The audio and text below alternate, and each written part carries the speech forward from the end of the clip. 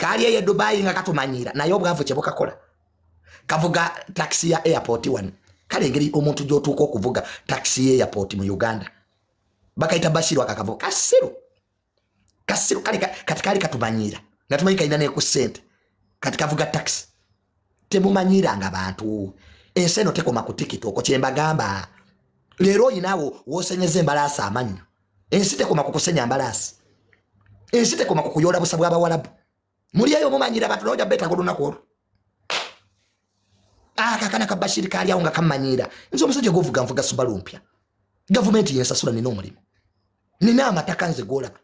in my names mukuru wange amu yampa amaduka nsoloza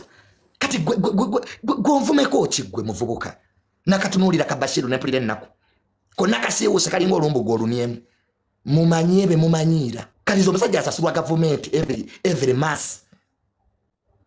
I'm paid ne contract yange bagire new wins kuva wa general sale my contract was renewed na mu sendekira ko email general nimga general need no contract kakati really bana mwe mutwe kwateko mukitegedde ekintu ekyo ne mnadde one mwe abali obu ekizibu chat internet abasinga okuba obubi mwe abamanyira muri bubi ne mumanyira abantu waliwo nakawala akalala akavuma ngenya abantu awo nako kali wano kafuna olubuto nakasanga mu nkuuka naye kati kano kali kavumira kya abantu muri bubi munonye emirimo muri bubi mwekanikirira obudde bwomalanga ovuma abali obulungi lwaki tobumalanga onoonya omulimu we bamalanga baba deportinga nga mukoba wano nga mufukira ensi ebizibu kali kano ka Bashiru tebakaza kanonya newo okusula tekayinaawo kasajja kato kali wali e Dubai bwe kesongole ebinyo nakati weesongole God will put you where you belong abantu babakulimidde guzo avuma abantu mwaka ku mwaka noza ntojja kuba bulungi ngani temwina mpisa mwe banaku temugambwako temwasoma kati mweseba kwati bwekise ekijjewe era bajja badipotinga mwe n'omukuumu kali ka Bashiru tekali wowana n'emmotoka gye kali kagamba nti kagula yali ya mukwano gwako nga kajewola mulekerawo okutikira ku bantu ebinnya ababasinga people very busy in their lives nimusanga omwana noga unaafaaki n'ensi unaafaaki muri bubi muri neza kutwala bazi kusondera muri eyo mu kifo ky'okukola omuntu ogenze kukola bweru era osigadde okyakola bye wakola mu Uganda noddanga n'abali e Uganda bakusinga really gwalingiza wano ibye naye abaana bagenze Canada si buli munnamawulire nti ajja gende Canada akuba ekyeyo fabamu ebitambuzo obulamu twabiteekawo dda teri kitwala Canada nga nina omulimu omuntu oba mu Uganda okyafuna miliyoni 2 n'okudda waggulu teri kikutwala bweru teri kirungi kiri bweru tebakulimba there is nothing good outside Uganda ebweru ogendayo ku bintu bibiri ng'ogenze kukolera mwana na mukyala if you have kids nga bato batwale ebweru n'omukyala naye gwe omusajja teri kikubeeza bweru teri kirungi kiriyo bakulimba kaiza joni asobola okubeera e Canada India mbombeeraawo mbonga sinyumya tewali kirungi kiri bweru kyobula bonna bana Uganda bafunye sente badda naye we baba bakunyomeza you might think it nti ebweru wali ebizibu ebyo ebisimanya Canada simanya biti tebeeyagala bakulimba era tebajja kubulira kituufu ojja kutunda poloti 1 otunde emmotoka yo ng'ogenze kuba kyeyo Canada mukwano ojja kaaba ng'obizaawo abagenze ebweru woba tolina kiddako genda nga naawe obitunulatunulamu ki Uganda egaani naye woba olina omulimu wazimba ennyumba yo olinawo akatakako lwaki tobeera wali naye nosanga omusiru atunze buli kimu kyalina mbwe agenze Canada kuba kyeyo waliyo ki ekirungi Canada eriyo ki what is there babalimba teri muntu ali bweru ayogera mazima they hide the true picture eriyo ne bajja amwe Canadian bakulimba beera wano mpozi nga tolina kiddako naye ate ze junior sinza agenda bweru nkoleyo ki to do what there really to do what yeah nze chayo n'emyaka emirala 5 nti I start afresh sente bwezirimbula nga nkola essabo nze sente bwezimbula mu Uganda nkola kyaki oba ssabo nfuuka Pastor John essubi lya bwerere ng'okola essabo oddayo mu kyalo kyewamwe n'okola essabo n'osawulira omwo Abannayuganda balina ebizibu bangi abakazi you start up a shrine abasamize nga balina essente oyengaawo bidagala ng'obawa n'ogenda n'otunuulira abaana bagenze nyenze Canada byotunze onaabizaawo gwe kaize gatunda amataka gange munyende Canada nkoleyo ki luyale bali eyo ensi yabakuba beremereddwa biruzi ziringa biruzi kakanubanga wajja kolerera America omuntu omwezi bamusasula ne biruzi zonna nezigenda state nezigenda nga nali Uganda amusinga development wano mu Uganda sente weziri there is money here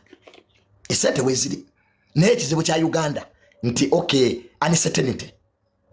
tomanya zona afuna cheche choka nti olunaku lucha mu Uganda nga tomanyizo ogenda kula mu business naye bweru ofuluma omanyizo onakola uncertainty yeri one tuwaliwo ennaku ezibe ennungi n'okola ate mu Uganda waliwo ennaku ezibe business netatambula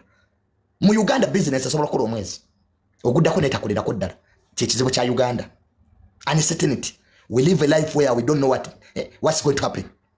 nezi the systems abali abazungu you know nyenda kolesa wazange monana mfune bweziti mali enchuso omulimo nzire wano you know what you are going to get wano mu Uganda omalokolo omwezi mukama unagamba junior tewali sente nzo wano manya bakoza babanje emyezi 3 nga banje emyezi ejo ninga badde akola wano mu Uganda omala nokola ne bakugoba ngoma zo bakolera emyezi ebiri obabanja ne bakugoba kati byebyo byoke bibi uncertainty yeri wano nenge sente weziri can get money here naye bweru teri kiriyo tewali mpozi ebweru wanyuma ogenze soma mpozi ngogenze soma nomalo somera eri mu system zaabwe nofuna omulimo naye ngogenze kutandika kubibulasi bobo sibanyambo mukanyende nkube ekyeyo mukwano yakutuka omugongo but your dad is crying tata wanga banja government sent wade no chimanyi tata wanga banja government chechi muyombya you didn't know why my father is always quarreling ababanja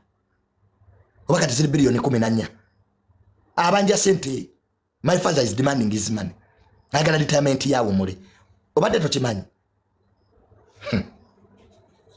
era kwezo zabanja genocide ya mwayo milioni 3 30 million kuzabanja you didn't know mutufu abanja gwe wali oli dekaba state house nga bagamba tabanja have you ever heard state house saying that it doesn't demand money abanja sentezi retirement yakola mu yali mwogezi wa president emyaka 14 you don't know he was the presidential spokesperson for 14 years so they give out money for retirement obadde to bimanyi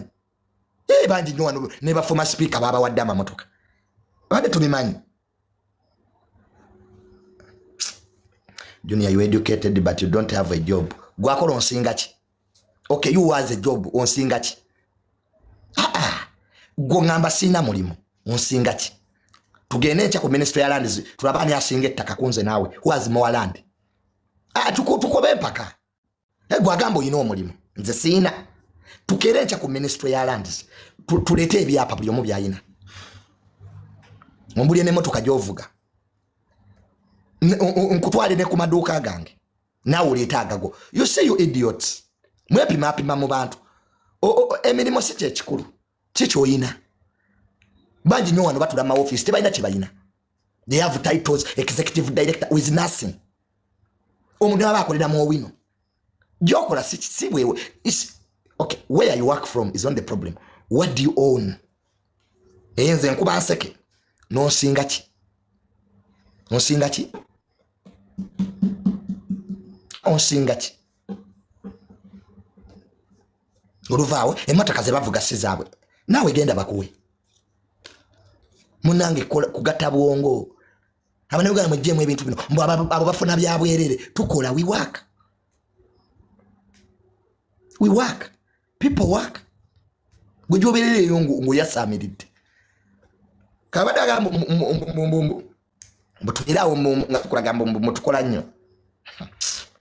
work smart stegera so yolwalero kanjimalire wano Bobi Wine abadde masaka Bobi Wine abadde n'abantu akulikeyo principle tujja mu kubema egoje mu 2026 fe tumulinze mu kalulu emboke etabuke abanopo mugula amatundu bale president ya mutofu alayirenga bulibe